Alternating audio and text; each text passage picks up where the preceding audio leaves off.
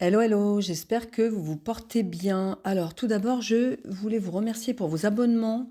La chaîne continue à monter et ça m'encourage vraiment à continuer. Donc, n'oubliez pas donc de liker, de partager et de commenter. Alors, je vous partage aujourd'hui mon analyse de cette deuxième nouvelle lune, puisqu'on en a eu une le 1er décembre. Donc, deuxième nouvelle lune en Capricorne. C'est la 13e de l'année et la dernière de cette année 2024. Donc, elle vient clôturer un cycle, mais cette lunaison est aussi un pont entre 2024 et 2025. C'est en quelque sorte une deuxième chance de procéder à la mise en place de nos intentions, à la programmation de notre futur et aux grands changements à venir. Pour tout le monde d'ailleurs, hein, que ce soit en fonction de chacun, ça peut être le travail, le relationnel, dans, suivant les différents secteurs de vie qui seront impactés. Mais en tout cas, ça peut être aussi juste le changement de notre relation à nous-mêmes. Mais en tout cas, cette concrétisation va s'amorcer au printemps 2025. Pour l'instant, on a encore pas mal de planètes rétrogrades et notamment surtout Mars qui va rester jusqu'au 25 février, je crois. Donc voilà, il y a quand même beaucoup d'introspection encore à faire pour ensuite l'amorce au printemps 2025, se construire encore durant l'année 2025, et puis en tout début 2026, on va avoir la conjonction Saturne-Neptune. Donc là, c'est la rencontre de la structure et du rêve, enfin de notre idéal. Donc là, je pense qu'il y aura une incidence très importante dans nos vies respectives, mais on en reparlera d'ici là. Alors, le degré sabian sur lequel se fait cette nouvelle lune nous dit: un albatros se mange dans la main d'un marin. Alors ici, la dominante va parler de victoire sur la peur et de sa récompense. Alors en ce qui me concerne, mon interprétation, je dirais que ici la peur n'est pas à considérer comme un obstacle, mais un aspect à transcender, qui peut nous aider qui peut être même une porte vers une plus grande victoire, hein, celle qui va nous conduire vers un succès durable si on est authentique avec nous-mêmes. Donc, et aussi en dépassant nos peurs, on peut gagner en paix intérieure. Ça peut nous ouvrir vraiment des récompenses, qu'elles soient matérielles, concrètes ou plus spirituelles, hein, sous forme peut-être de satisfaction personnelle. En tout cas, cette nouvelle lune en Capricorne, hein, le Capricorne, c'est un signe de structure, de responsabilité, de détermination qui nous pousse à gravir les montagnes et même surtout les plus hautes montagnes, avoir une très haute ambition. Donc ces montagnes intérieures ou extérieures et dépasser ses peurs en fait, hein, aussi. Donc ça nous encourage à vraiment une réflexion sur nos ambitions, sur la façon de les atteindre aussi. Parce que bon, c'est à la nouvelle lune hein, qu'on pose les intentions. Donc en Capricorne, c'est vraiment je dirais les intentions idéales pour bâtir des structures solides, qu'elles soient intérieures ou extérieures, pour transcender nos limites, dépasser nos peurs. Alors ça peut être la peur de l'échec, ça peut être la peur même de la peur de réussir, hein, ça existe, la peur de l'inconnu. Donc voilà, donc je pensais que c'était intéressant ce degré sabian. Et en tout cas, cette nouvelle lune va vraiment nous inviter à réfléchir sur la relation à notre propre peur. Voilà. Et aussi à la maîtrise de soi, comment apprendre à gérer nos émotions, comment gérer nos peurs pour accueillir ce potentiel qui arrive en fait. Donc il y a beaucoup de symbolisme et d'aspects dans cette nouvelle lune. Alors pour pas faire trop long, je vais essayer de synthétiser tout ça. Alors déjà, je voulais vous dire qu'il y avait une conjonction à l'astéroïde Pallas Athéna. Donc je vais vous lire le nuage de sens, extrait du livre de Eli Astro, le langage de la microastrologie. Et je vous mets le lien aussi dans la description si vous souhaitez commander ces ouvrages. Alors Pallas Athéna, les mots-clés, donc force, diplomatie, modestie, persévérance, protection, intelligence intuitive, respect de soi. Pallas a été nommé en l'honneur de la déesse grecque de la sagesse, des sciences et des arts. L'armure, le bouclier avec la tête de Méduse et la lance, c'est, on va dire, la mobilisation intérieure de nos énergies pour faire face. Donc selon Richard Doyle, Pallas Athéna possède cette capacité de pénétration de l'invisible et elle l'utilise afin de venir conseiller et guider de sa sagesse les héros qu'elle protège. Donc là, elle est quand même conjointe à cette nouvelle lune. Donc là, elle va être notre petite voix, enfin la voix de notre conscience, le véhicule hein, par lequel les pensées vont prendre forme. Pallas Athéna représente l'étincelle à la source de l'acte créatif et donc elle va agir aussi dans la relation qu'on a avec nous-mêmes. Elle favorise le respect de nous-mêmes, elle représente aussi le serment d'engagement et le respect de notre intégrité. Donc c'est une battante, une guerrière sage qui va nous soutenir tout au long de cette lunaison. Et son influence de stratège, d'organisatrice, de précision va nous permettre de rouvrir certains dossiers, de remettre en marche certains projets qu'on avait mis de côté. Donc voilà, donc je trouve important ce trio Soleil, Lune, Pallas, en bon aspect à Saturne, hein, qui est le maître de cette nouvelle lune, donc signifie qu'on est épaulé, qu'on est guidé et que ça doit nous inciter à créer, à poser des actions concrètes hein, pour nous rapprocher de notre vérité et de nos objectifs à long terme. Alors, un peu plus creusé, on va dire que cette nouvelle lune se trouve en maison 4, donc elle va mettre en exergue notre sensibilité. La maison 4, je rappelle que ce sont nos racines, notre famille, nos bases émotionnelles, comment on gère nos fondations, comment on se sent en sécurité et comment on se sent rassuré.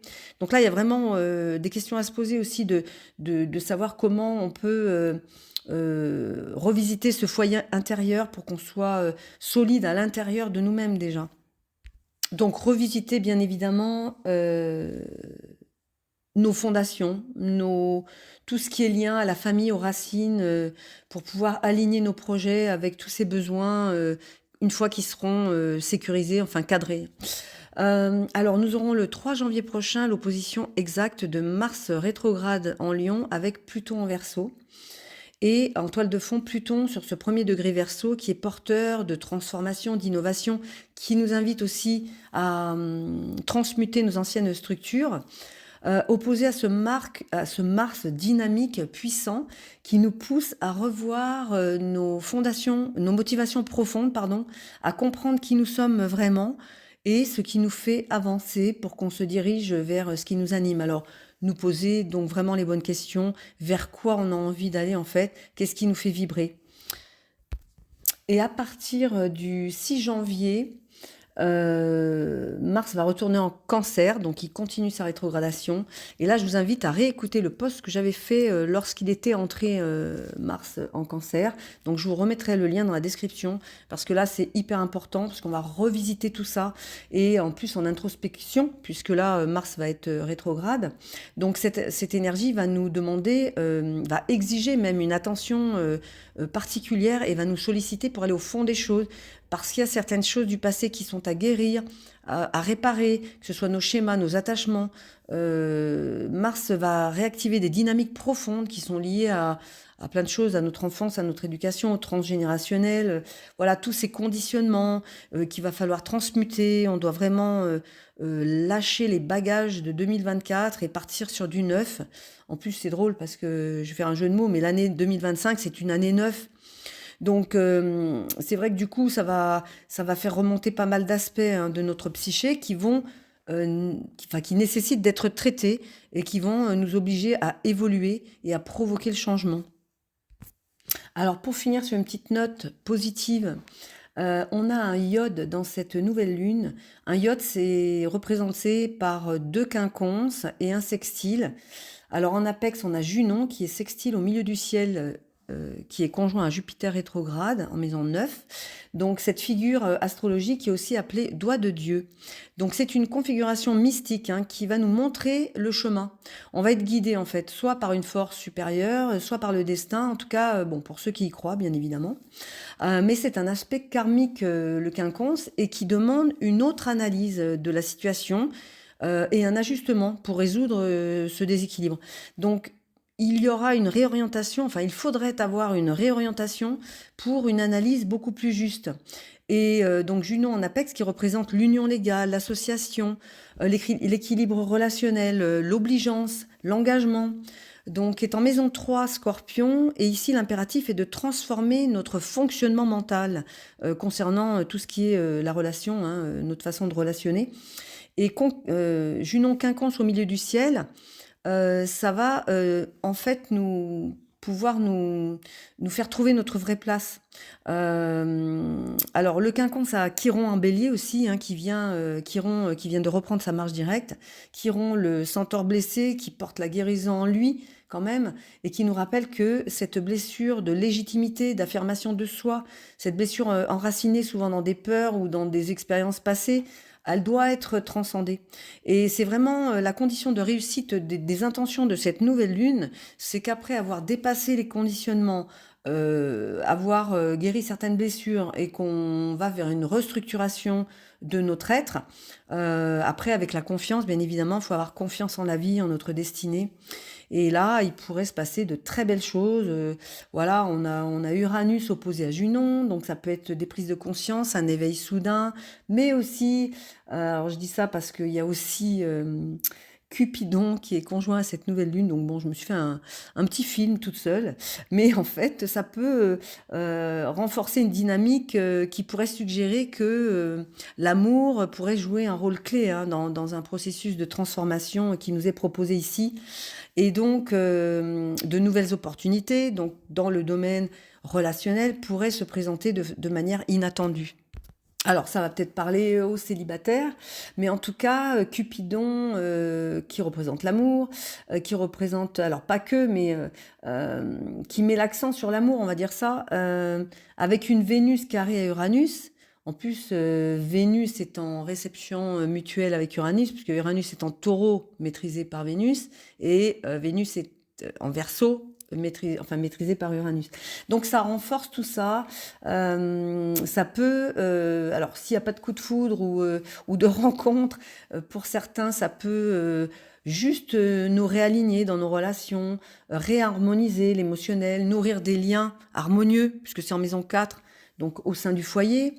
Ça peut vouloir dire se reconnecter tout simplement à nos désirs profonds. En tout cas, Pallas et Cupidon, donc, qui sont quand même reliés à cette nouvelle lune, peuvent créer un moment de renouveau stratégique, hein, créatif, tant sur le plan matériel que relationnel. Mais surtout, c'est vraiment, donc, en résumé, c'est vraiment laisser partir tout ce qui ne nous sert plus de 2024, tout ce qui nous a fait souffrir, tout ce qu'on ne veut pas emporter avec nous.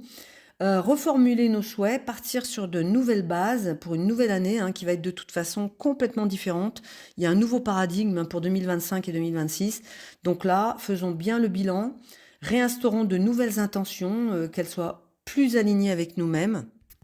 Il faut qu'on se projette dans de nouveaux projets tout neufs. Hein, comme cette année 2025, année 9. Voilà, évidemment, cette analyse ne va pas parler à tout le monde. Elle doit être corrélée à votre thème de naissance, donc prenez uniquement ce qui résonne. Si vous souhaitez une analyse personnelle, je vous mets le lien de mon site dans la description. Et en tout cas, je pense que nos rêves, nos aspirations peuvent vraiment devenir une réalité si on garde le cap. Avec cette nouvelle lune en Capricorne, bâtissons donc de solides fondations pour l'avenir, pour se préparer à une année très riche pour 2025. Voilà, je vais finir là-dessus. Je vous souhaite une très belle nouvelle lune, un très bon réveillon de la Saint-Sylvestre. Prenez bien soin de vous et je vous dis à très bientôt. Au revoir.